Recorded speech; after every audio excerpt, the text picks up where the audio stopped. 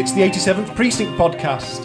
This is the only podcast in the world dedicated to Ed McBain's 87th Precinct series, the genre-defining police procedural novels which began in 1956 with Cop Hater and ended in 2005 with the novel Fiddlers. There were 55 books in the series, and today's podcast looks at book number 14 from 1961, called Lady, Lady, I Did It. To review the book, I'm joined by my known associates, Mr. Morgan Brown. Hello. And Mr. Stephen Royston. Hello.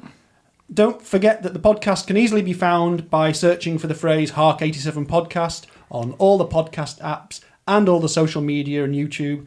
And as ever, reviews, ratings, comments are really appreciated and very helpful to us. And that's the scripted bit out of the way this week. Shorter this week, you see. One thing I wanted to say in terms of this book, I think we should deal with this up front, because this is a broader thing we sometimes mention, is the notion of a spoiler policy. Now, we've decided that it doesn't really exist for this podcast. I think this book is a good example. Why? Because if you haven't read this book and you don't want us to spoil it, then you're going to have to stop listening, really, because right from the off, this is going to be spoiler-filled, would you say? It's a fairly major plot point for the entire series, kind of happens fairly early on. Also spoiled on the back of my particular edition too, which is great. This idea of the blurb on books is an interesting one, and we'll have a look at what's on ours at some point. But last book we did was See Them Die, and it has a major, well, I say a major character, it has a key character killed in it, and you don't know until that happens. But that's quite a long way into the book. Whereas with this, something happens right from the off. And although we're tiptoeing around it at the moment, that's just because we haven't got started. So spoiler policy, as ever, is we haven't really got one. But you can't say we didn't mention it, because we did. Okay. So I've been corresponding with someone from Evan Hunter's life, basically. I sent an email to Jane Gelfman of Gelfman Schneider. She was Evan Hunter's literary agent and now represents his estate. Oh, right, okay. And so I asked her a couple of questions and see whether she was interested in being interviewed. I don't think she's very keen on actually being interviewed, but she did give me a nice response. I'd also said I'd written an article for the online magazine We Are Cult, which I did, and I showed her that. And I think she's told me off. Because in that article, I suggested that perhaps Ed McBain and the 87th Precinct novels aren't particularly well known now. And I think perhaps I worded that a little bit badly, as in my experience, and particularly perhaps in the UK and in people of our age and a bit younger, maybe he isn't as well known in terms of the crime authors as some of the big names, especially given that crime's now the biggest selling genre. I think that sort of came out in the last couple of weeks, didn't it? That was in the news about crime fiction. So I'll read you out a little bit about what she says, because it's very interesting anyway, and it's very heartening. She's not suing you, is she? Not yet. But I do feel like I've slightly had my hands slapped digitally. She says, "Please let me address your remark about Evan's work not being very well known now." Sorry. She says, "In both the US and the UK, and in numbers of foreign languages, including Italy, Japan, Slovakia, Denmark, Holland, the 87th Precinct is very well known and selling extremely well." Oh, that's good to know. That's exactly what I said when I replied, quite bashfully. She says, "The fact that Amazon has exclusive publishing rights to most of the 87th Precinct list," and now I've got to check this because I don't know that they publish all of them. I have a feeling they only publish 35, but I will check on that. She says it's a function of how publishing works. They have an option to acquire rights to any backlist books that go out of print, and they now sell thousands of copies annually in the US and UK. Also, Rosetta Books and Titan have a list called Hard Case Crime. We know that they've put out a few old books under the Ed McBain name now. Some of Evan's juvenile science fiction books are in digital format. Lizzie, the novel about Lizzie Borden, is still in print with its original publisher, and there's a number of Evan Hunter novels published by the Mysterious Press. Many of the short stories are published in anthologies for schools, of which I found out that's in New Zealand, that seems to be a thing as well, some of the short stories. Almost all of Evan's work is in print, audio and ebook formats. So it's true that the backlist paperbacks are mighty hard to find. I'm sorry to say that those pulp mysteries have mostly fallen apart over the years. I think particularly like the Perma books and those first American editions. The ones I sometimes see are gently enclosed in plastic bags for collectors. But Amazon's are beautiful editions, newly proofread by their copy editor and me, and reset and printed on more durable paper. We are thrilled to have them available and selling well. So I'm glad to hear that they're all selling well. That's excellent. I should probably stop bad-mouthing Amazon editions. I think it's just, there's so much variety and so much interest in the old editions, the different types of artwork, from the sort of painted pulp type ones to the photographic ones to those penguins ones with a graphic design sort of element, that it's just a bit of a shock to see the modern look of the Thomas and Mercer Amazon ones. I've not seen them. Because unless you've gone to order them through Amazon, you're probably not going to come across No, them. I think your comments about them being hard to find and not well known, I think that's probably still correct. Because I think it's very hard to quantify, because obviously we don't see the sales figures. But and also we don't know in terms of number of copies sold, what's good and what's bad, and what you'd expect for an author that's perhaps no longer alive and not producing new work. But I suppose for books that have been, some of which have been out for sort of, 50, 60 years, that's to be selling thousands of copies a year is sounds spectacular, really. I mean, I'm not sure how much any individual title would do, but the fact they're selling at all is pretty great. Yes, it is. And the fact that they're all in print is... most of them, certainly. Almost, anyway. Yeah. So that I thought was very interesting. It was very kind of her to reply. Thank you, Jane. And she also gave me some leads for other people to talk to. Brilliant. So I saved them, keep them to myself for now. Anyway, if anyone's qualified to talk about it, it's Jane Gelfman. So again, thank you very much, Jane. I asked the questions, as I usually do, from our listening public. Mm-hmm.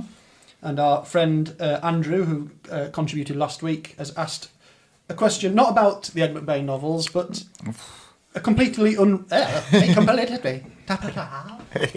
He wrote it properly, I spoke it wrong. He says, completely unrelated question born out of pure ignorance about the royal family. Okay. And the question is the birth of Prince William's baby a huge deal to the general populace? Do you stop what you're doing to watch the live footage of the baby's presentation? And that's not a random question, obviously. Oh. This week, the third child to Prince William and Kate. I can't even see. This is how much I'm interested in the royal family. They've resprogged. They have, yeah. I'm vaguely aware of it. Have they given it a name yet? Not that I've seen. I thought it was quite funny that the child was born on St. George's Day, but can't be called George. Because they've already got a George. Yeah. It's a funny one, isn't it? You see, in the UK particularly, you see loads and loads of pictures in newspapers of people all dressed in Union Jack everythings, or Union flag everythings, stood outside, pearly kings and queens, like it's something. But also you have to remember how the world perceives the UK sometimes. There's still a little bit that sometimes people think it's a bit of merry old England, and we're all stood around waiting for the Queen. Oh, she's great. I don't know what that voice was. It was interesting. A friend of mine is convinced that the Queen is terminally ill because she's making lots of public appearances at the moment in things that you wouldn't expect to. Hanging out with David Attenborough and stuff. Yeah, just is this a bit of a final hurrah? Well, she's a very old lady.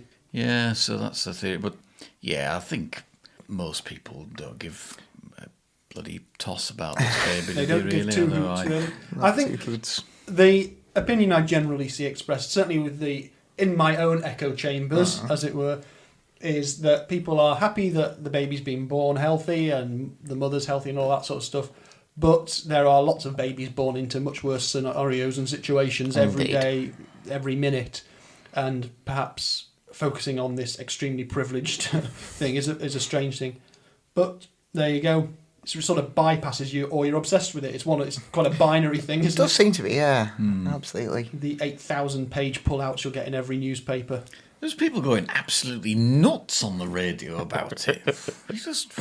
See, I suppose a lot of people follow celebs, don't they? And they just, Yes, very much so. Similar sort of fanatics, really, the sort of earliest celeb culture we had was following the royal family, I guess. So they're the royal family of celebs in all aspects. Might become a big royalist. What, you want to become a royalist? Yeah, Would you become like a Not this week's royalist? project. Get quite often have hats, don't they? Oh, they often And, have zany jackets hats. with like badges on and Burly Kings. And Quite frequently, Yeah. God bless her. I think it helps to live in London. It'd be difficult yeah. to do in the north, wouldn't it? It's a funny I don't thing. know who Because, like I say, I think the world views London as the entirety of the UK, and Often, yeah. it is not at all. But we're a small country. Whatever happens, so I can understand a bit of that perspective coming Yeah, across. absolutely. London, Like, in terms of the States, like, everywhere else in the UK would probably be seen as a suburb of London, really. indeed. Like, definitely, you see, just being into music and stuff, you'd see, like, bands from some Illinois little town that would be considered as Chicago bands, even though they're further away from Chicago than Land's End is from John O'Groats, just because it's the nearest kind of big place. Yeah. We're a tiny place, aren't we? Fairly tiny. And yes, it takes absolutely ages to get anywhere. Yeah. And let's not even get started on HS2. That's well outside of the remit of this podcast. I'd rather which it. we better get on with. Oh, we because probably we're should. in a new year. It's 1961. What's happening, Paul? Oh, God, what is happening? Let's have a look. What on isn't happening? my note. Good year for the Beatles. Not famous yet in 1961 particularly, but they played their first ever gig in the Cavern in Liverpool, which is where we are. Although the Cavern isn't really there, but there is a That's true. cavern there. So, you know, There's some kind of cavern. there's cavern-esque scenarios you can visit. It's best not getting hung up on the details No. of the cavern, really. It certainly isn't. But it's the year where they get Brian Epstein as a manager and make their record in Hamburg with Tony Sheridan. So it's all starting for the Beatles over here, but they're not famous yet. So Elvis is still dominating.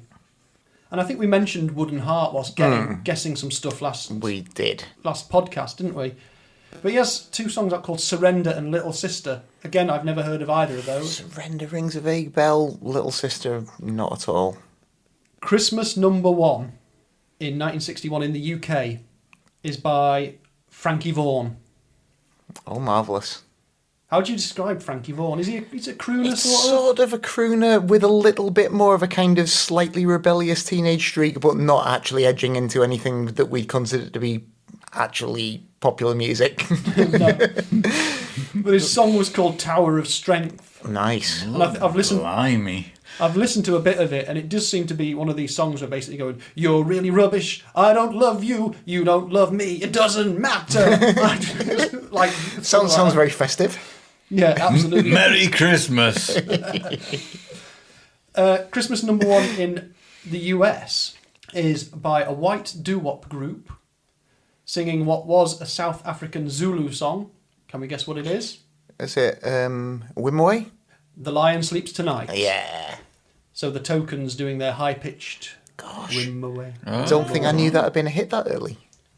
Yeah, it was covered by lots of people, but the Tokens had that first big hit. Because there were a couple of folk revival groups probably around the same time who had versions of Wimway at least, weren't they? Like the Weavers, I think, possibly. Yes, it was collected as by Alan Lomax, I think, and brought over, and sort of the folk groups would have got it by that. The Springfields, I think, possibly had a go at it as well. I've got Pete Seeger having a go. You've played as that Pete Seeger version, I think. It's good. It's good fun. He's attempting to do all the harmonies all on his own. That's ambitious. There's a couple of other little ones here in terms of music things. Everyone's favourite swearing clarinetist, Aka Bilk, releases Stranger on the Shore. I was going to say James Galway, but then I realised he doesn't play the clarinet. Relatively politely spoken flautist.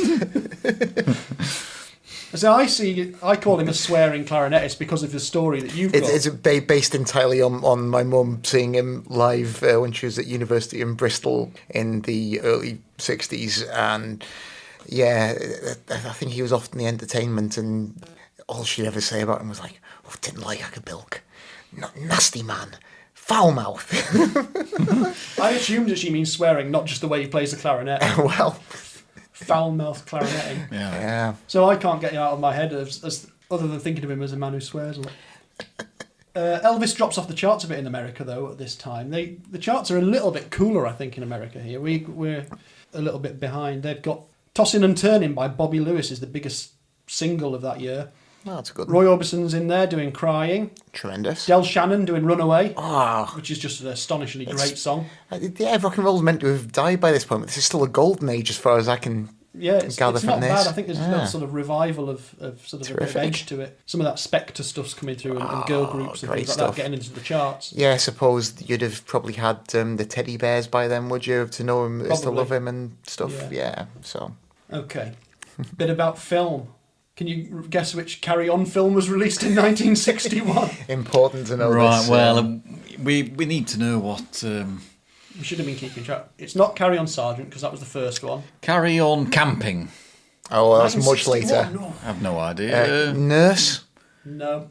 I have no idea. What is Camping After? Camping's quite late. Oh, It's is like it? later 60s, isn't it? About, Yeah. All right, think. okay. Carry On... I can't even think. Carry On Inspector Morse. I don't know. Well, yeah. Carry On Regardless. It's the really weirdly titled one. Oh. I would have never got that. what does that even involve? I don't think I've ever seen it. Jeff Regardless is... well, it's almost as bad as that. Sid James plays a character called Bert Handy, and he runs the Helping Hands Agency. Oh, God. And it's, Nice. it's just an excuse for a load of different scrapes that Of course for it people is. to get themselves into. Is Kenneth Connor in it, I wonder? I believe so, but Charles Hawtrey. I don't have the full list here. There's a Hammer horror film out as well that year. What, of the main franchise? Or is I think so. Well, a proper horror one. That's No, a, it might be- a monster one. a monster one? I know the Revenge main- of Frankenstein? No. Don't Curse of the Werewolf, Oh, Ah, cool. which was Oliver Reed's first film. ah, right. Tremendous. He played the werewolf. Yeah, he did actually. Yeah, that's true. I've never seen that one. Yeah, I imagine he'd be good as a werewolf. yeah. He was Didn't a kind need- of didn't man need werewolf. costume. Yeah. Gave him a few cans of bitter and off he went. Oh, just amazing. Perhaps he sang in it as well. Yeah. Oh, we can only hope. I'm a werewolf! Get out me way. Oh. In America, the top grossing film in America was West Side Story, Oh, which of course won it the was. Best Picture, which would have been great if that had Ollie Reed in it as well. And Guns of Navarone, which I've never seen. No. Two great things on TV. Mr. Ed starts, and Top Cat. All right. Tremendous. Top Cat. It's amazing that Mr. Ed starts in 1961, and yet it used to be on television in the UK when we were growing up. This stupid talking horse. And I can't remember. I should have ever seen it, to be honest. Perhaps you blocked it out. Yeah, and Top Cat with his lively Excellent. banter. Now selling bank accounts to Yeah. with some voice that is just not very good. All those Hanna-Barbera cartoons have sold out now, haven't Very they? much so, yeah. But Top Cat, which I mainly remember as just always being announced as Boss Cat, because I think there was a cat food called Top Cat in this country, wasn't there? Oh, but yes. then they'd say that, and then immediately the theme tune came on, and it was just Top Cat. Yeah, nobody overdubbed just the word boss. Close friends get to call him TC, and like, why did they just say Boss Cat? I have no idea. Be good if you the singer somebody on that just went boss, like The every continuity time. announcer had Boss. to do it with his finger on the Boss. button. So some plummy BBC voice, Yeah. Boss. Right, and then in the actual cartoon, like, hey here, boss cat. Okay, B C. Hey, TC. Yeah. Hey, BBC. God. I'm Hey, TC. Might have just taken you out at the moment, mightn't it, I suppose. Yeah, it would have ruined it. Like totally ruined this cartoon. It'd be great. We won't be talking about it now. Oh, perhaps we would. Right, let's get through politics, sport, and infrastructure very quickly. Who is president in 1961? Is that Eisenhower? As of January 1961. Oh, Kennedy. Yeah, JFK. And it's Macmillan is the PM, getting embroiled in loads of spy stuff about this time. There's some good war things going on in 1961. Oh, great. Think of any, Steve-O? Good war things. No, not good. I don't mean good. Oh. As in, there's some Bad. Yeah, well, war is bad. When was the Cuban Missile Crisis? Was that 62 maybe? I think that's 62, isn't it? But the Bay of Pigs, yeah. That of was course. 61. That was all of 2 days of chaos. Yeah. The Vietnam War officially begins at the end of the year. Oh, all great stuff. That's what you do when you get into power as president. Start a war. Yep. Teach those lousy commies a lesson by failing to teach those lousy commies a lesson. Yeah. There's all sorts going on across the world because that's the Berlin Wall starts to go up as well.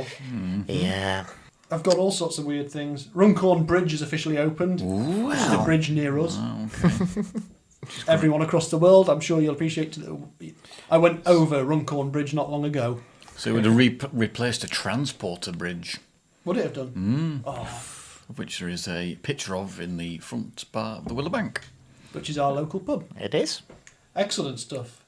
Dr. Beeching becomes chairman of British Railways. Ooh.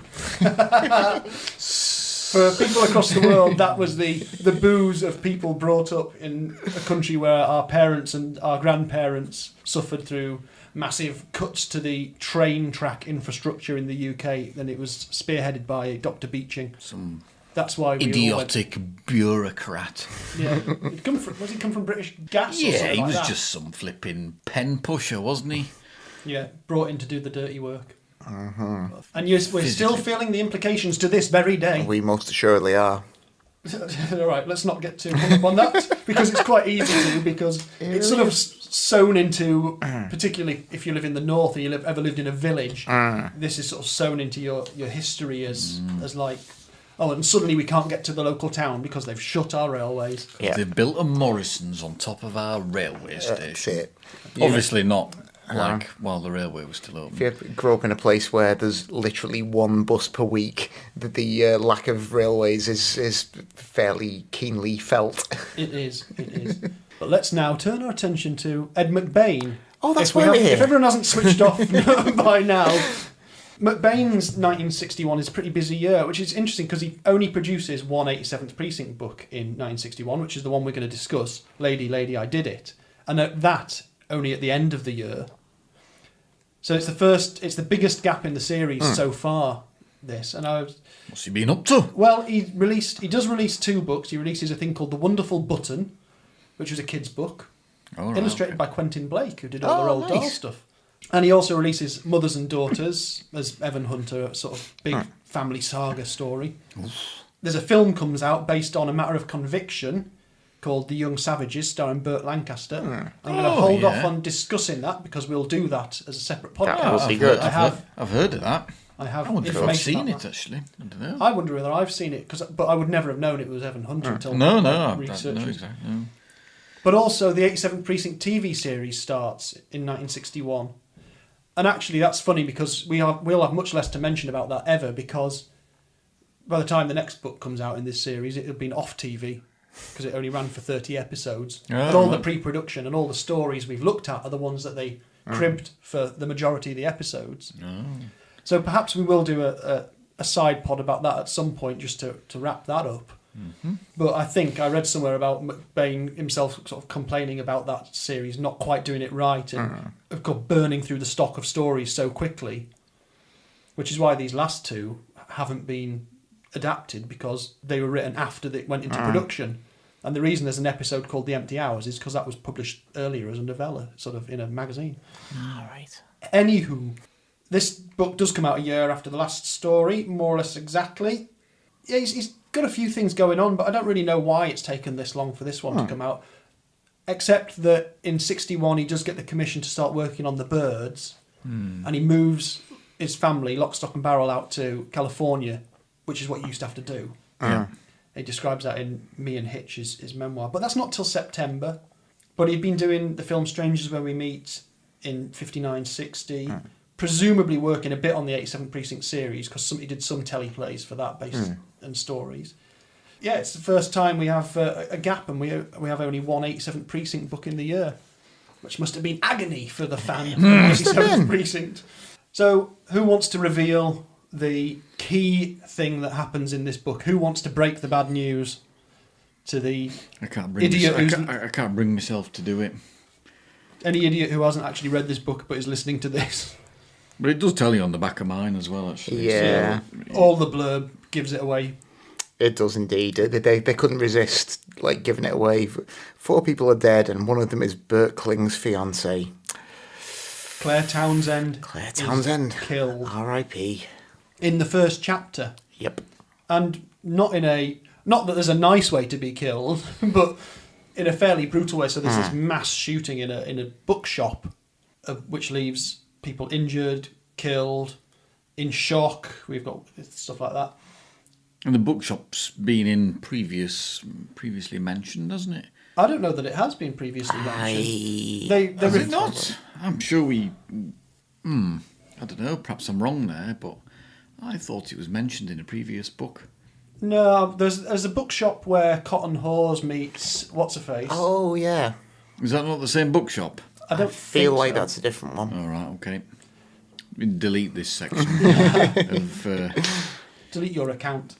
false facts, false news, Fake news. fake news. Alternative facts. Fake fictional It's an bookshop alternative news. fact is that this is exactly the same If you bookshop. want to, you retrofit that to make it into a more... Well, yeah, pretty gruesome of gunning down in a bookshop, shooting down the aisle. So there's an aisle of people killed for, Yeah. is it? But then other people got out in another aisle. But it's an amazing opening because it happens so quickly. You have an opening in the squad room, which is the typical scene setting of people answering the phone, people chatting, people ribbing each other, and Claire Townsend's on the phone to Bert Kling, and they always make fun of him because of that, because she's always ringing him up. Maya quips something about it being Kim Novak on the phone, and given his association with Hitchcock about this time, I think that's a little personal reference, because I think Hitchcock was obsessed with Kim Novak still at that point. Yeah, so it starts pretty much like that, and then they get a call to go out to this shooting, and you think, oh, well, that's going to be the thing, who's done this shooting? And of course they get there, and one of the victims they discover is Claire Townsend. So poor Bert, who went through the emotional ringer, trying to get her to go out with him in the first place, gets there to investigate this. It's heartbreaking. It is. It's actually really hard hitting. Much more so than Frankie Hernandez dying in the last book, because you've only known him a little bit. This is true. Yeah. Whereas these are both characters that are featured in stories a lot more. Personally invested. Yeah. So that's quite a good touch of, doesn't he kind of reproduce their a bit from the first time does. they You met? get like a little flashback to it just to kind of remind you of that courtship. And So it's quite lengthy though when it does that, isn't it? It's, a couple of pages. It is, yeah. It's chapter 4 where Kling, basically, it's a whole section from the Mugger is reproduced, and some additional bits added. It's Kling trying to deal with it at home on his own. But in the meantime, this is one of the points where we get tons of detectives come out of the woodwork, because obviously if it's something that happens to a cop or a cop's family, the whole force is mobilised. And there's a great bit where Steve Carell, I don't know that it seems out of character necessarily, but he gets so emotional about having to deal with how sick it is, how sick he is of being a cop, which is, again, quite shocking to hear that from your hero, from your main character. Yeah. And Pete Burns basically tells him to shut up and get on with it, which is sort of what you want from your lieutenant. definitely, yeah. Hal Willis gets a bigger role in this book as well. Yeah. He's not been in it tons by this point, has he? He No, he had a crops up bit from of a time to spell, time, but, and then yeah. he disappears and comes back in all throughout the series. But yeah, Bob O'Brien sprints to the bookshop, doesn't he? Absolutely. From his, Well, Bob O'Brien, the unluckiest policeman on the squad, actually has a pretty lucky break in this he one. does. Well, he does. He doesn't at any point have to shoot and kill anyone accidentally and be sad about it. He gets drunk with another Irishman. Yes, Well, up the rebels, kind as of. they say. It's, yeah. There's a lot of character pieces for the different cops in this. Arthur Brown gets another great bit of philosophical musing on the nature of being black and the strangeness of being born with the surname Brown. I think this book is really all about identity, and identity how it's expressed through the things people can see and hear about you, because there's loads of stuff about how people speak. A lot of this story is compounded on the idea that someone would pronounce a word a certain way. Absolutely, yeah. There's a point where Carella's doing an impression of an Italian voice. He comes from an Italian background, and he sort of turns it this sort of Super Mario style. Which come in straight after the Puerto Rican gang. It's quite a similar theme, I suppose, isn't it? It is all about the different communities, the different people, the different sounds of the city, how your identity is expressed. And the only problem I have with it is that to do that, he has to write in these broad, almost cartoonish ways to express what it's like if you've got a really strong Yiddish sort of bent to your voice, or if you've got this Italian thing or whatever it is.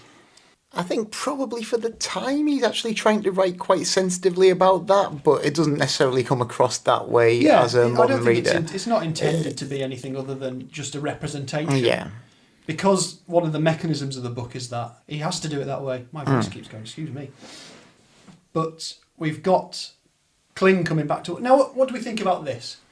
It was his girlfriend, fiancée, who is killed. And within about 2 days, he's back to work and like, I want to be on this case. I don't think that's realistic. But maybe it was for 1961.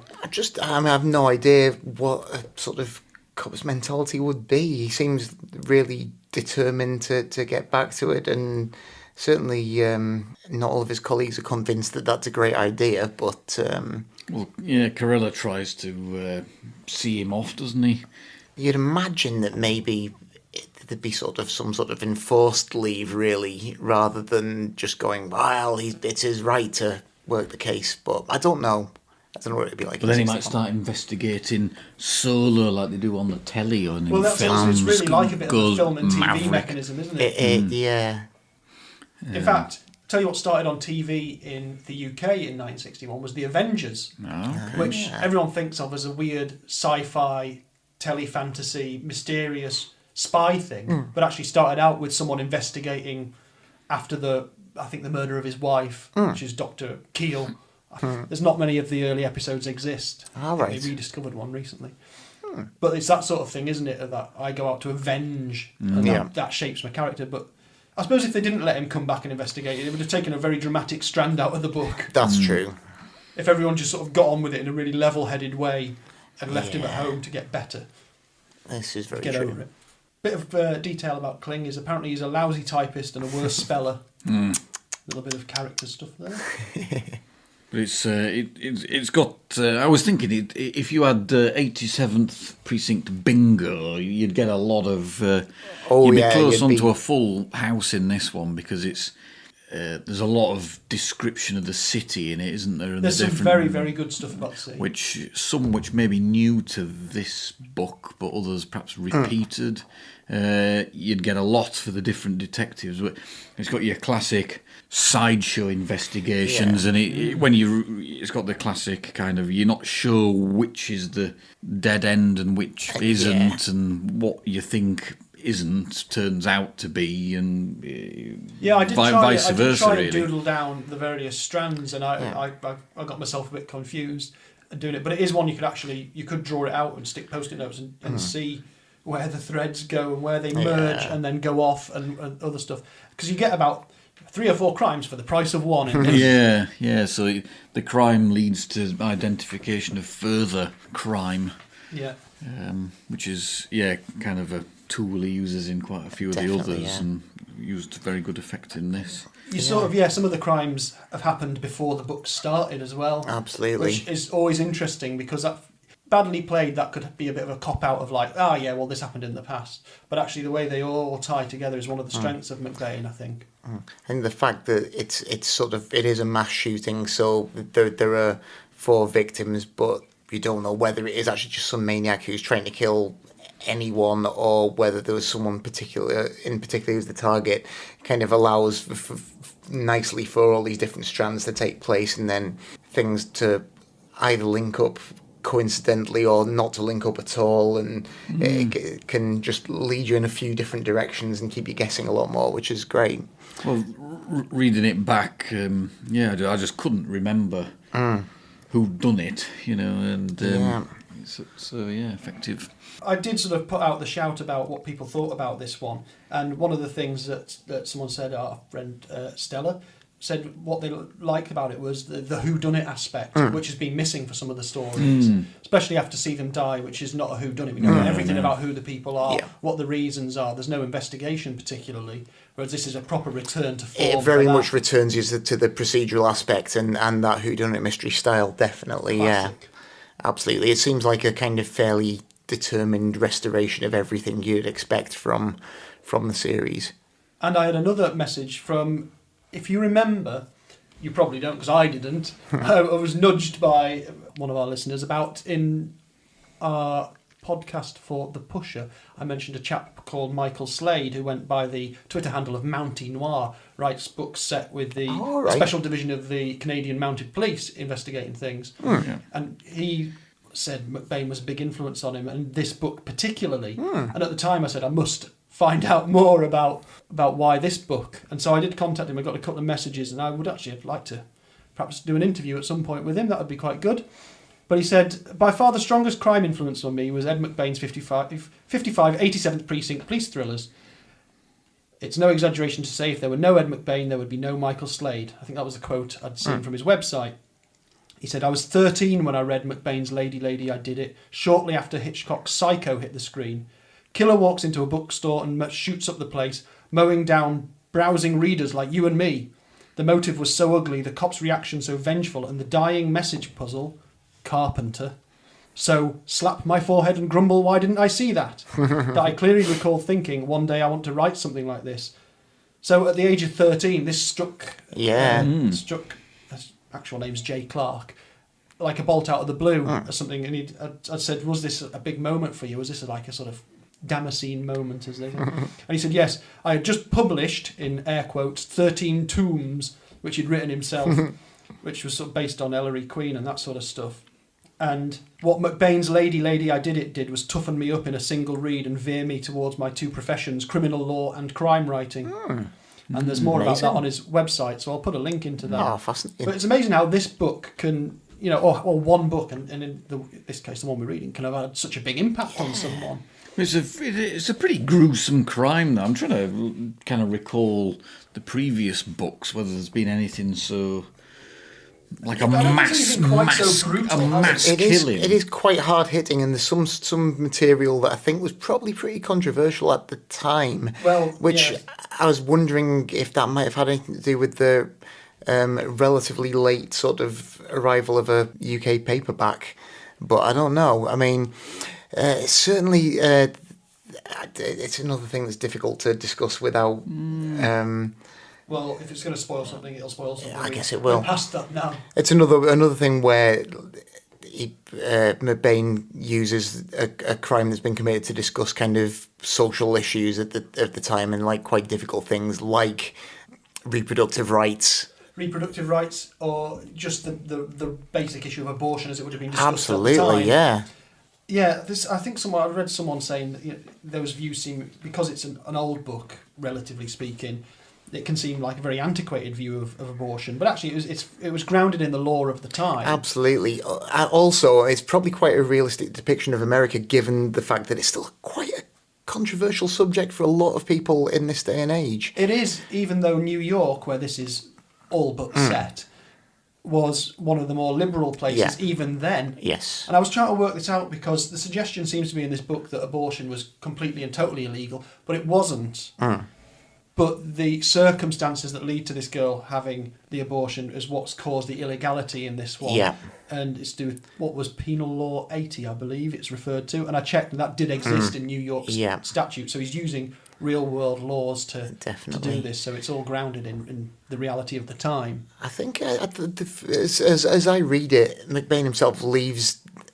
He takes a fairly distanced kind of stance on it, and he allows the cops to react in different ways.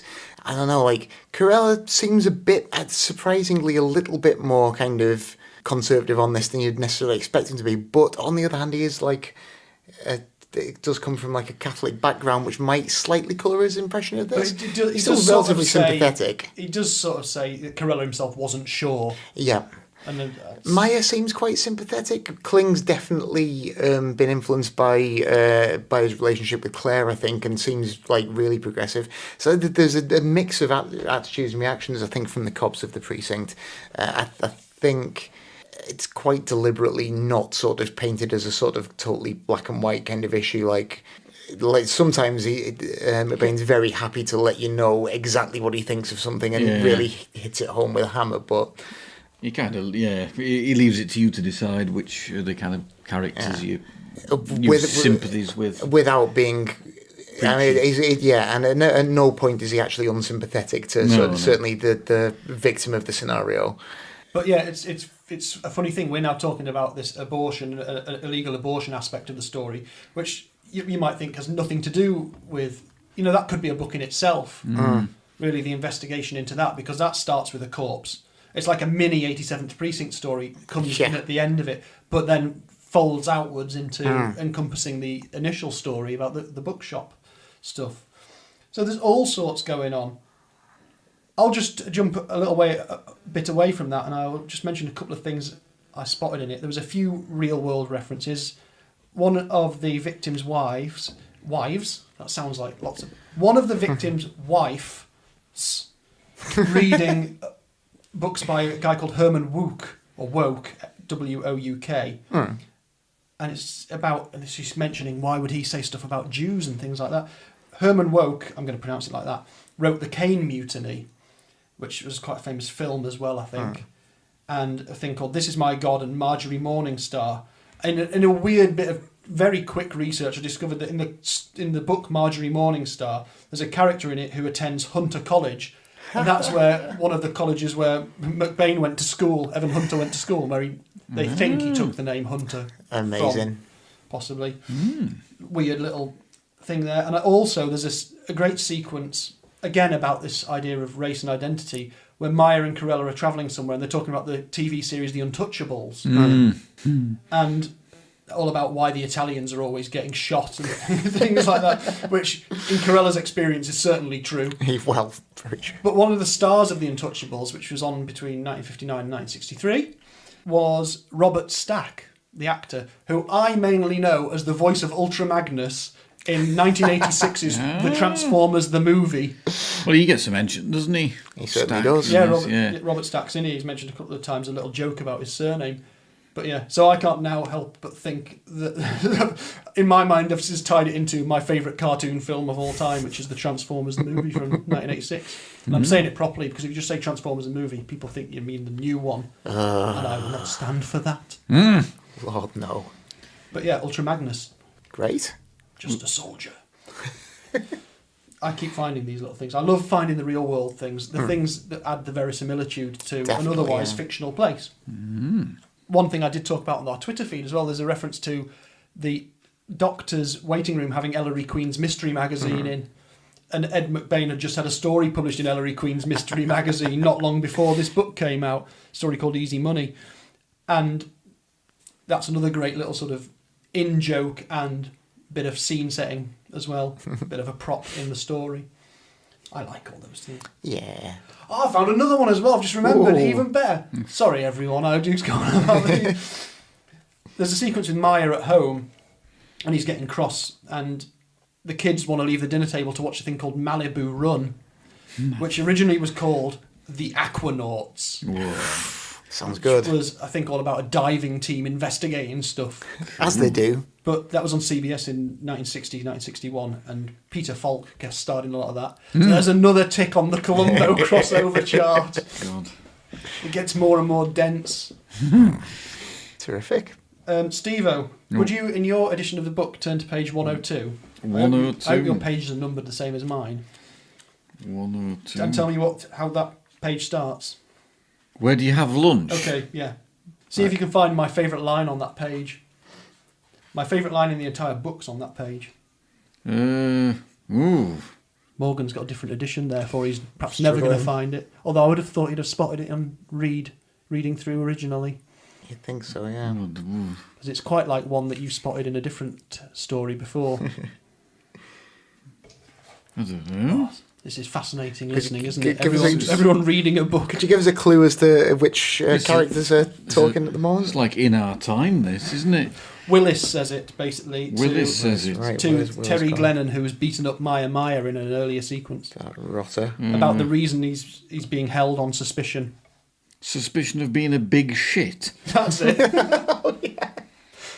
Is that a technical police term? We got grounds, yes. Suspicion. Suspicion of what? Suspicion of being I'd a big forgotten about shit. How's that? Yeah, Get rid of him, somebody. Was it in King's Ransom that Steve Carell refers to Mr. King as a massive turd or something? Yes. It was fairly far down the page. I apologise for people. Yeah, it wasn't in capital letters like I've written it in my notes. But I do like those sorts of stark, like, I'm just fed up with you type snap statements. Yeah, professionalism out the window. You're a big shit. That's the lad who's beaten up How could you beat up Maya? with his weird family who's got links to Claire with the daughter missing and the mum who's hiding just taking They're lies. drinking like hot milk with globs of butter in. Ugh. Yeah, and the son who's behaving a bit weird. Well, he's sort of like the gang aspect, isn't he? He's a tearaway teen. Yeah. Well, One of those yeah, kind moral of stepping panics up of the to a time. missing father. It's all a bit weird, really. It and is a bit peculiar. Bob O'Brien's on the prowl after that. But actually, it's... Because there's some note on a fridge about an address, and he gets drinking with his Irish buddy. Yeah, good old And that's Bob what O'Brien. kind of cracks That case. avenue That of particular, investigation. But if we're not going to give spoilers away of everything, then perhaps that's got something to do with the killing or not. Who knows?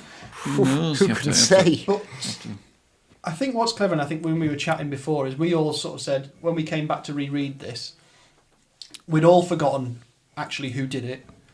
And as you read it, nothing leapt out at me and went, oh yes, that's why. It probably will now. We've discussed it in detail and things like that. But even the clues in it, I just sort of absorb them into the reading experience. So it was still a sort of like shock again at the end, the way it's solved. I have a little bit of an issue about how it all wraps up, but perhaps we can discuss that when we do our summing up in a little bit. What, the police brutality? Oh no, that's great. Oh, right. Big fan of that. It is insanely brutal at the end, isn't It it? is, yeah, very. Kling basically goes mad. He does. He certainly He's does. smashing someone in the face with the butt of his pistol. Yeah, he is, repeatedly. Smashes his teeth out. And Or his or her teeth out. all the fine upstanding cops happy to report it as resisting arrest. Yeah. Yeah, That's the classic response to those it things. certainly is. Well, I want to know now. What was your comment about your issue with how Well, it's... I'll do a little bit more and then we'll get into our All summing right, up because we must okay. be about that time. Let me look at my thingy. Yep. The Anthony Boucher, our friend from the New York Times, did review it in Criminals at Large on December the 31st, 1961. So it was very late in the year when this came out. Imagine criminals in little and large. Imagine that. Don't introduce little and large to the mix. Imagine that. On this week's episode, we've got Ronnie Biggs. You could do a little piece with him. Anyway, I think I'm going to insist, Stephen, that in the bonus episode you explain to our listeners around the world who little and large were. criminals.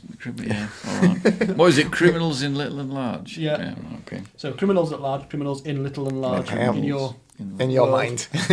But yeah, Anthony Boucher says, almost never in the history of detective fiction has an author permitted the murder of a character with whom the reader is already acquainted from earlier books.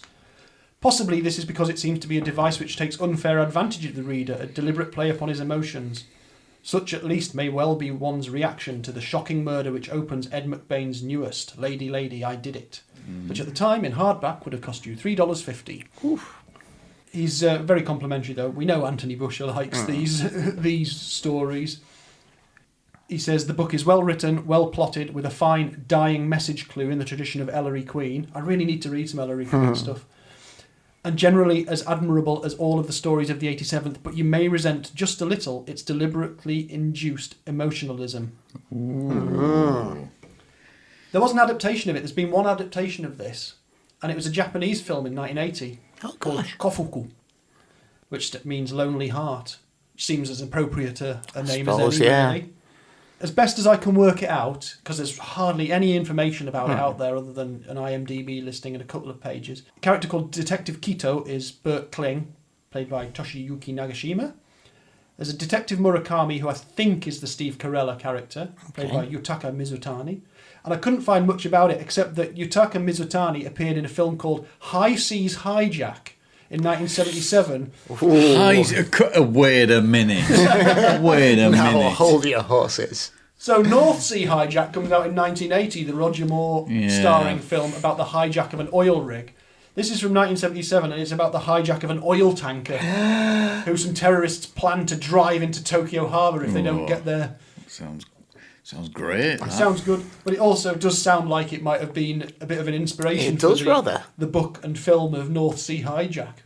Sticking with Japanese cinema, I found out, the chap in High and Low, he was originally going to be Mr. Miyagi in the Karate Kid series. Toshiro Mifune, was that? Yeah. But they decided they wanted somebody a bit more jovial, and they went with Pat Mariah, who I think was a comedian rather than an actor at that point. That'll make sense. Or he'd done both. Yeah. Oh, that's interesting. Yeah. So it would have been very different. It would have brought a more intense. certain intensity and gravitas to the role, I think. Yeah.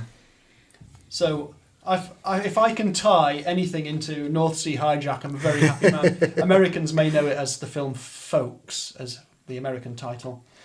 Cigarette Kramer. It's too far down that. Can I raise something before I forget to? Yes, go for it. What on earth's the title all about? Well, there's one sequence after Kling goes to see the widow of the Jewish man who's murdered, and his last word is carpenter. After he leaves, there's kids playing in the street, I know, and they're doing rhymes and sort of games and what we used to call knock a door run or knock down ginger. Knock and Nash. Knock and Nash, is that the Cumbrian? Aye.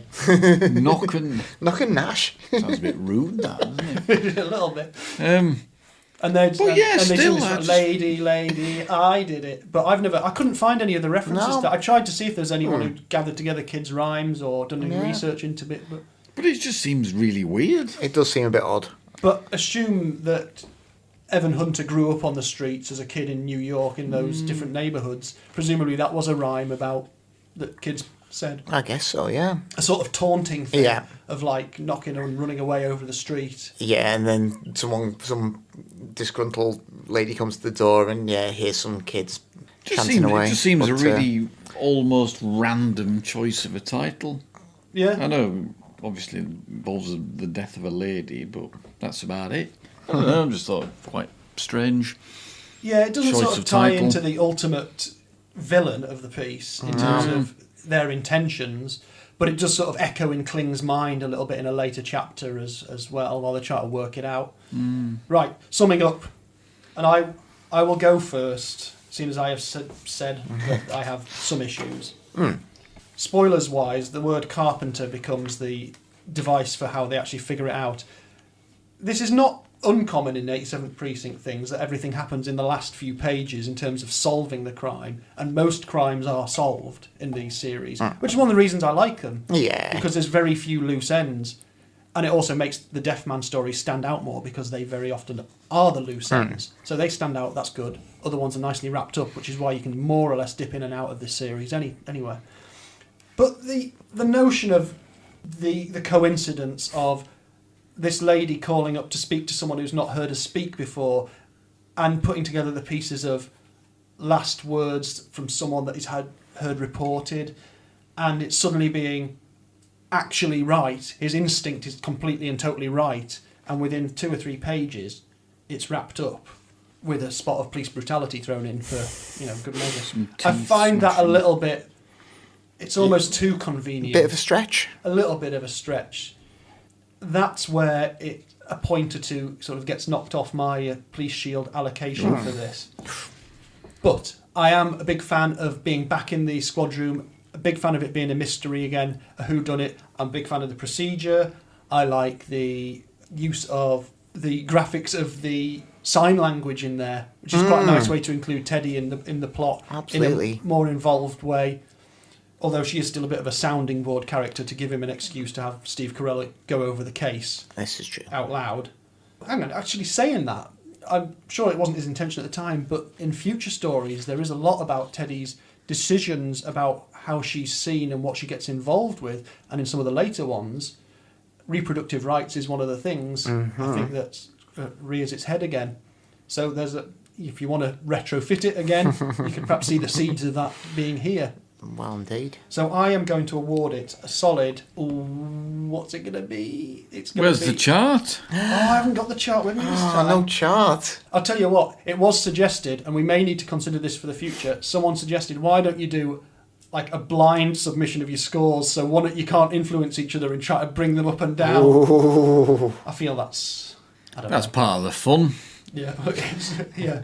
If we started doing that midway through the series, then it's gonna really mess things up, isn't it? Yeah, I'm not entirely sure Kenneth's programmed to deal with that sort of that sort of input. That requires far too much organisation. But I'm going to give this 78 police shields. Oh, right, okay. So we'll go over to Steve-O. Yeah, I thought it was great. Yeah, it's. I think the reviewer, the Times, perhaps onto something there in that. If it was just a totally random stranger, a lot of this book would kind of not be as interesting, as it were. But because you've got quite a bit invested in her, it kind of makes you, anxious as to what's happened and who did it. But it ticks a lot of boxes, as I say, on the old 87th Precinct The bingo card. No real massive comedy character in this one, though. That's true. Yeah, there's a sort of wisecracking junkie at one point. It was the only thing I've seen in it. Yeah, so I would say I will go about 75. 75. I think a 7.5 out of 10. And we go over to Mr. Morgan Brown.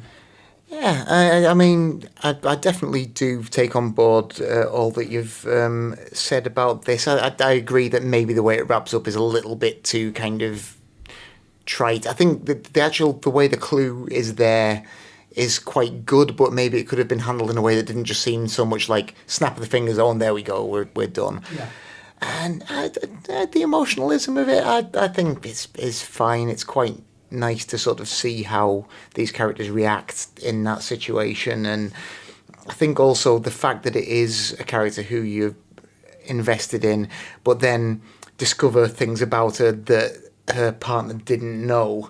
So it's like the revelation of this whole other sort of like existence that she has away from what we've seen of her. I thought was really good. Good point. That said, it's not one of my absolute favourites of the series. I think it's very solid. I'd probably go for about a 74, I think, on that one. 74.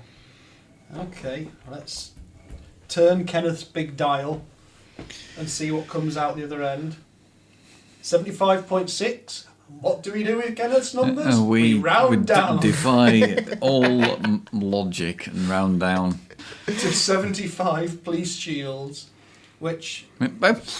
I think that sounds about right. Until we recalibrate Kenneth, which we keep threatening to do.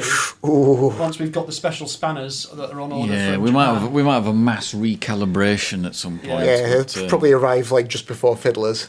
Yeah, we will. We'll hit on the perfect system just before we review Fiddlers, and then that'll be it. It'll be mothballed again. Oh, what a tragic day that'll be. So I think we better wrap up there. I'm sure we've got some bits and pieces to talk about in the bonus episode, where we will look at our editions of the book and talk about little and large, probably. Oh, God. But until then, I will say goodbye like this, goodbye, and so will Steve-O. Goodbye. And Morgan. Fare thee well. See ya. Bye.